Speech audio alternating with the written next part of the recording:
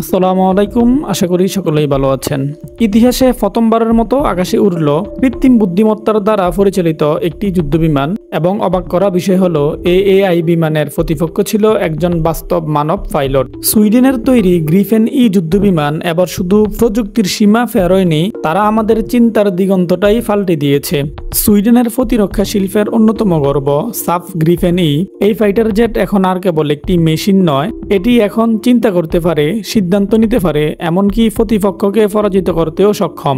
কৃত্রিম বুদ্ধিমত্তা centre AI যুক্ত করে 3টি যুদ্ধ মিশন সফলভাবে সম্পন্ন করেছে এই বিমান, যার মধ্যে তৃতীয় মিশন ছিল সবচেয়ে চমকপ্রদ এআই বনাম মানব পাইলট। এই সেন্টার এআই নিজে থেকেই সেন্সর ব্যবহার করে শত্রু লক্ষ্য শনাক্ত করতে পারে, ডেটা বিশ্লেষণ করে সঠিক সময়ে সিদ্ধান্ত নেওয়া এবং গুলি চালানোর আদেশ দেওয়া।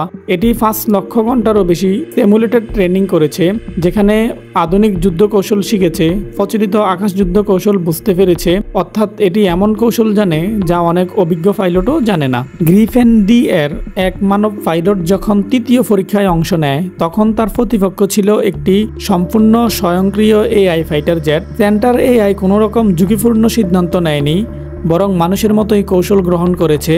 কখন ঘুরতে হবে, কখন অ্যাবর্ট করতে হবে এবং কখন আক্রমণ করতে হবে, সব সিদ্ধান্ত নিয়েছে তাৎক্ষণিকভাবে। গ্রিফেনিতে এআই সংযুক্ত করা হয়েছে সরাসরি মূল এভিওনিক্সে, যার ফলে আলাদা কোনো প্রসেসর দরকার হয়নি।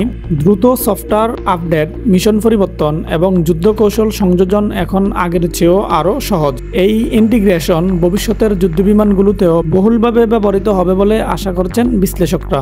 সাব এবং হেলসিং এর এই যুগান্তকারী প্রকল্প এখনো শেষ হয়নি। 2025 জুড়ে আরও অনেকগুলো পরীক্ষামূলক ফ্লাইট হবে। কবে নাগাদ এআই যুদ্ধবিমান পুরোপুরি বাস্তব যুদ্ধক্ষেত্রে নামবে তা এখনো নির্ধারণ হয়নি। তবে একটা বিষয় পরিষ্কার, মানুষের সাথে তাল মিলিয়ে আকাশে যুদ্ধ করার ক্ষমতা এআই এখন অর্জন করেছে। এটা এক নতুন যুগের সূচনা। এআই এখন কেবল আর গেম বা ডেটা অ্যানালাইসিসে সীমাবদ্ধ নয়, এটা এখন বাস্তব যুদ্ধের মাঠে।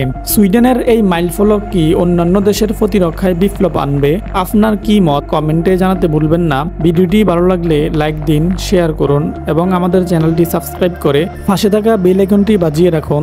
দেখা হবে পরবর্তী ভিডিওতে। ততক্ষণ পর্যন্ত ভালো থাকুন, সুস্থ থাকুন। আল্লাহ হাফেজ।